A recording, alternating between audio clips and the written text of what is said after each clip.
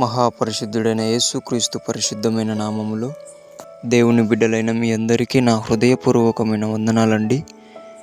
ఈరోజు దేవుని మాటలు యెషయా గ్రంథము 26వ అధ్యాయం 4వ వచనం.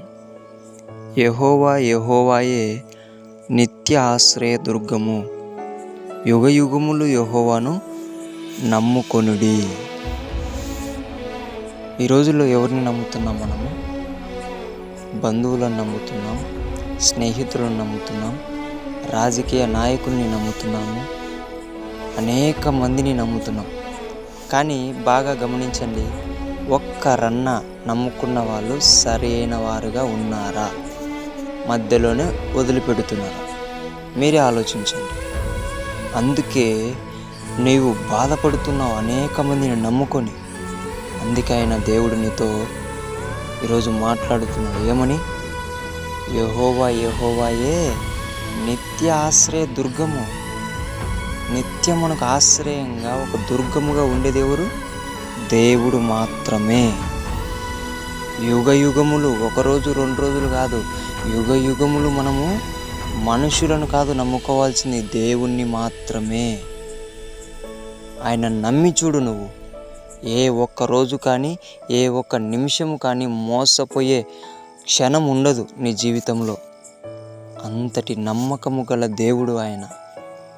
అందుకే ప్రియ దేవుని బిడ్డలారా, మనుషులను నమ్మి మోసపోయింది చాలు. ఇకనైనా నీ కన్నీరును తుడుచుకొని, నీ బాధను పక్కన పెట్టేసి నువ్వు దేవుని నమ్మినట్లయితే నీకు ఎల్లప్పుడూ యుగయుగములు నిత్య ఆశ్రయ దుర్గముగా, నిత్యం 1 రోజు 2 రోజులు విడిచిపెట్టి వెళ్ళిపోయే ఆశ్రయ దుర్గము కాదు ఆయన. నిత్య ఆశ్రయ దుర్గముగా నీ జీవితానికి, నీ కుటుంబ జీవితానికి ఉండబోతున్నాడు. దేవుడి వాగ్దానం మీ జీవితాలలో నెరవేర్చును గాక. ప్రార్థించుకుందాం. మహాగణుడమైన మా తండ్రి, నిత్య ఆశ్రయ దుర్గముగా మాతో ఉంటానని సెలవిచ్చిన దేవుడా, నీకు వందనాలయ్యా. ఈ వీడియో ఎవరైతే చూస్తున్నారో ప్రభువా, వారితో నువ్వు మాట్లాడినందుకే నీకు వందనాలు ప్రభువా.